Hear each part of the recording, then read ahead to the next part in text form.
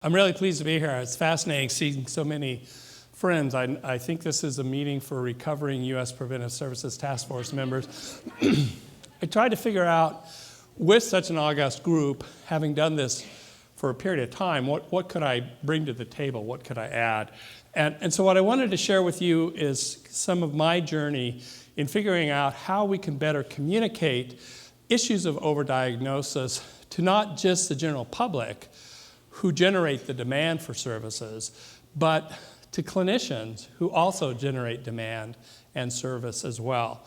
So I was thinking about the fact that I'm actually starting out with a United States football story, which might not resonate with everybody in the room, but if you know anything about United States football, this is a college coach. And he's no longer with us, but he's famous for a great phrase that I stole when I was on the task force. They asked him, why don't you do more passes in your offense? And he said, because there's only 3 things that can happen, and 2 of them are bad. So this is Darrell Royal. So in thinking about how to communicate the risks of screening while I was on the task force, I turned to Darrell Royal and said, there are 5 things that can happen with this screening test, and 4 of them are bad. And this is the first foray of mine into trying to think of catchy ways to communicate the harms associated with screening. So we have harms from the test itself, and that really gets to the issues that I think it was the IOM that said there is no safe dose of additional radiation. So that would be one. But there are other screening tests that have harms as well. And then false negative tests create kind of a false sense of security, keep us from paying attention to symptoms because, after all, my screening test was negative. Then the Achilles heel of the screening test is the false positives, which generate a need to do diagnosis and do other things. And then finally, no benefit or even net harm from early detection, and that's where overdiagnosis fits in terms of the bad things that can happen. So how do we communicate those? So this is a room full of people who understand the basic concept of overdiagnosis, but it may not be quite as easy. So what I'm going to turn to is 2 things to think about. One is, God forbid, infographics. So infographics are a way of taking numbers and trying to make them more understandable. And we're humans. We actually do pretty well with numbers as long as they're 10 or less, right? And maybe 20. But we have hard concepts once we get beyond that. We do a little bit okay with 100 because of money and grades, et cetera. But if you get to thousands, our math falls apart. And if you get to concepts of things like early detection not working, I think we need additional help. So this is the life I want to lead. The good news is that this still is the most common scenario for us in the United States, is we have a life unaffected by cancer. But the other lifeline scenario is one of cancer. So I know you're talking about more than cancer. Since we're at NCI, I thought I would just talk about cancer. Down here on the spectrum is the no cancer arm. Then we have the biological onset, development of symptoms, where treatment then comes in, and then we either have a cancer or treatment death or a non-cancer death. So this is the non-screening test scenario. So early detection scenario comes from the concept that we're losing potential life years with a cancer death. And the holy grail for screening tests is that screening picks up the disease before the symptomatic emergence of cancer, and that earlier treatment buys us those potential life years. So this is the scenario that all screening is based on. And it's based on the fact that we really believe early detection will make a difference. That feeling of prevention, ounce of prevention, earlier treatment, it goes way back. Jonathan Fielding talked about it in Tom Jones. He talked about he didn't like doctors, but he talked about doctors saying to the patients, if only you'd gotten here sooner. And that phrase is like magical. I will also point out that it's the doctors blaming the patient, right? If only you had gotten here sooner, I could have made a bigger difference. So that rhetoric resonates with us in the English language. It goes way back, and it underlies the kind of holy grail of screening. But there are other scenarios. And the two scenarios I want to talk about is that no impact on cancer outcome. So here, when you talk about the different kinds of cancers, there's the analysis, there's the metaphor that I've heard Dr. Kramer use, there's the tortoise, the bird, and the rabbit all in the barnyard, and you want to keep them in because they're all cancers. And so the Holy Grail, the last example scenario, is the rabbit, right? If you're good, you can get the rabbit before it gets out of the barnyard and keep it from metastasizing. This is the bird. There's nothing you can do. The time between onset and detectability from screening and the outcome of metastases or death is unchangeable with technology because it's too fast. And so this is the no outcome. And one of the problems with this scenario is it can even be worse in that our treatment might actually even shorten your life. So the last scenario is what you're talking about today, which is the cancer develops and would never become symptomatic. So here's your non-cancer death on the other end, and here's a cancer onset. And what happens when you screen for these cancers is that you don't change anything, except you have treatment. And if the treatment is harmful, you can have a treatment death or mortality and morbidity. So our challenge in communication is that these two look the same. They look identical. And they don't just look identical to the patient. They look identical to the clinician. Those of us in the room know clinicians who say, I know prostate cancer saves lives and works because I've had patients. Well, the issue is that we really can't tell the difference between these two in the usual screening scenario. And this puts us at a communication disadvantage. This is the crux of the issue about how to get overdiagnosis into the conversation. So how does this play out? You talk about a little post-traumatic stress disorder. Here is part of my history of PTSD, which was presenting in front of the Health Subcommittee of the Energy and Commerce Committee in December of 2002 about the 2009 breast cancer screening recommendation. This was an experience. I don't want to talk about that. I want to talk about something that the congressman said. And there were three of them, and I will tell you, not to say anything, but here's the right side of the aisle and the left side of the aisle, and they were sitting on the right side of the aisle. And it wasn't the mammography recommendation that they were upset about. It was the Affordable Care Act. And so we were kind of the football for talking against the Affordable Care Act. But what I remember is that there were three men on that side of the aisle who said, prostate cancer screening saved my life. And that really stuck with me. So I'd like to look at some numbers. But I want to look at numbers in a very specific way in that infographic approach. Oh my God. This is 1,000 little stick men. And you know they're men because they're not wearing little dresses, right? So if you're going into the washroom and you're male, that's the symbol you look for. And through the magic of the snippet tool in Microsoft Windows, I have actually put 1,000 of them on the screen. It makes your eyes swim, doesn't it? That's a lot. So let's talk about what's the lifetime impact of cancer screening for 1,000 men at age 50. We know that 3% will die of prostate cancer. So if we did nothing, that's it. Now, I think this is important because screening cannot do any more than address those 30 men. There is no additional benefit. And you have to screen all of them to address it. So I don't want to quibble over numbers much, but I want to use a number for benefit.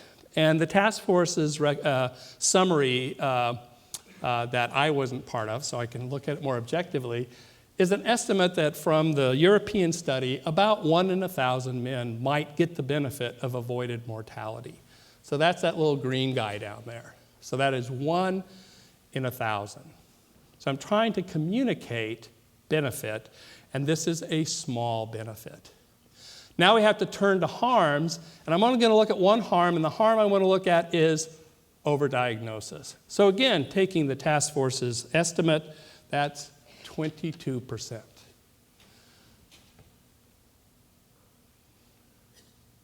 That's the benefit, that's the harm of overdiagnosis. So how do you message that? The chance that a man will have his life saved by prostate cancer screening is 1 in 1,000. The chance a man will be overdiagnosed is 220 per 1,000. And so what crossed my mind sitting in front of Congress was this phrase. Actually, Mr. Congressman, the chance that you had unnecessary treatment for prostate cancer is 99.5%. Now, I chose not to say that.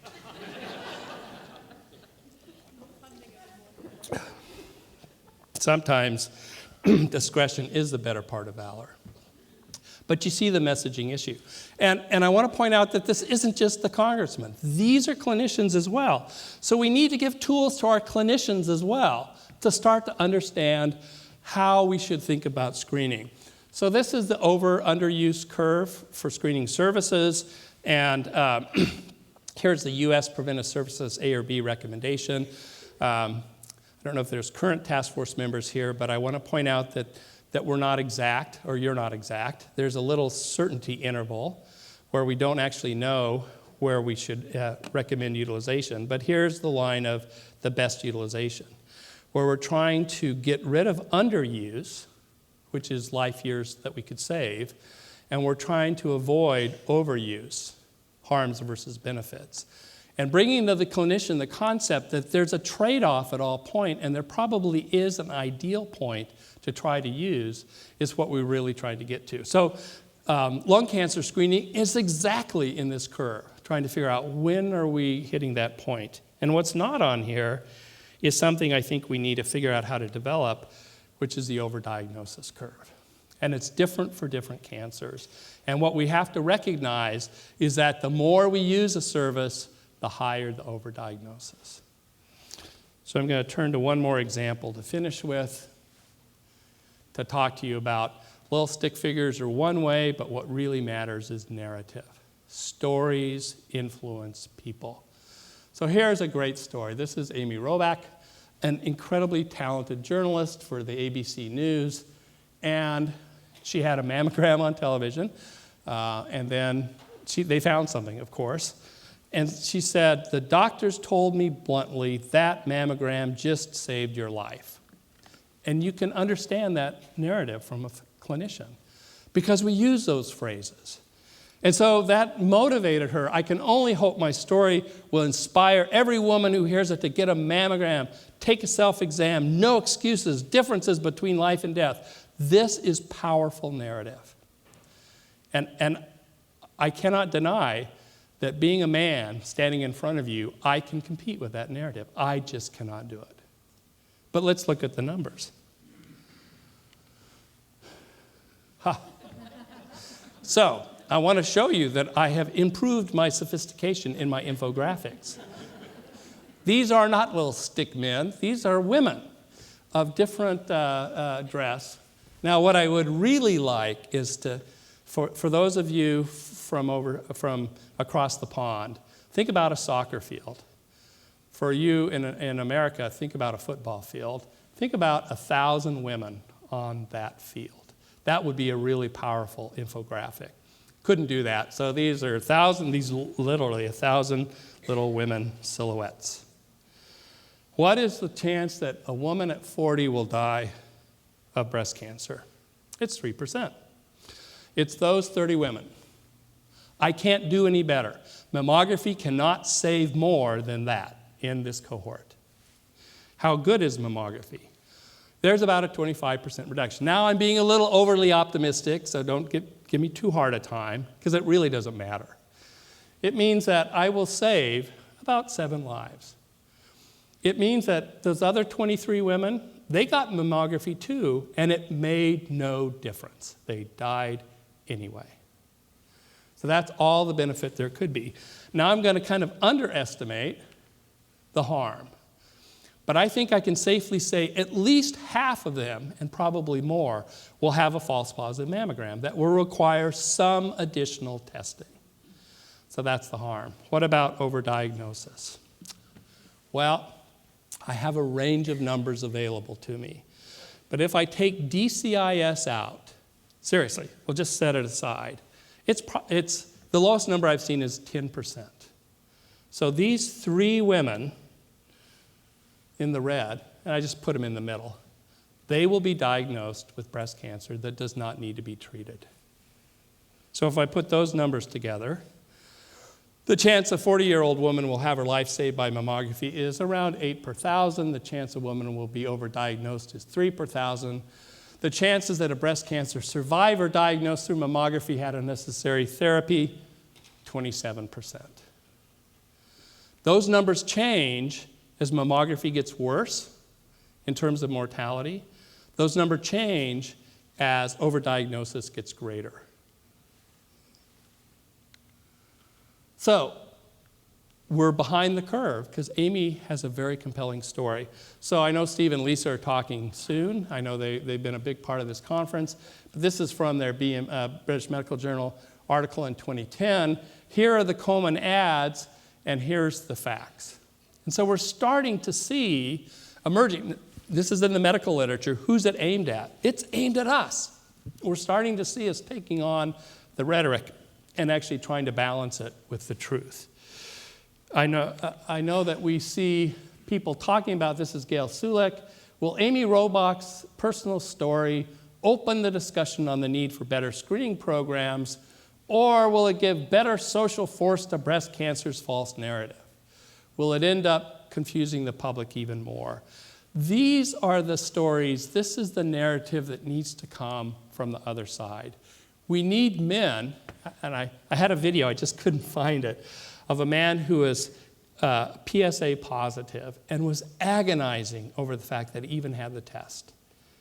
We need those narratives of I was treated for something that didn't need to be treated, and we need to put a face on the issue. Susan Love, did it really save Amy's life? Well, we don't know. I mean, that's the other problem, is remember those 2 scenarios look identical, and it's hard to figure out which one's which. And Susan says, she talks about overdiagnosis. So we're starting to see it emerge. And the last, and maybe my favorite, is Peggy Ornstein, who in 2010 said, as study after study revealed the limits of screening and dangers of overtreatment, a thought niggled at my consciousness, because she had written an article about how mammography saved her life. And she said, how much did my mammogram really matter? What would have the outcome been had I bumped into the cancer on my own years later? Our well-meaning awareness has ultimately made women less conscious of the facts. We obscure the limits of screening. We conflate risk with disease. We compromise our decisions about health care, and we celebrate cancer survivors who may never have required treatment. These are the narratives on the other side. And I feel that we need to be finding these narratives and looking at ways to take the forest plot, right, which I love the forest plot, but convert that into something that the public and our clinicians really understand. So I'm leaving you with that we're challenged by communicating overdiagnosis. So I'm looking through a room of people I assume get it and are zealots. And Ben pointed out to me earlier that I'm talking to the wrong room. You know, I need to be in the room with the 3,500 oncologists and radiologists and other folks to start helping the narrative be enriched and think about the other side. The well-meaning screening advocates, they have a distinct advantage. It's a wonderful story, and we love it. Early detection saved my life.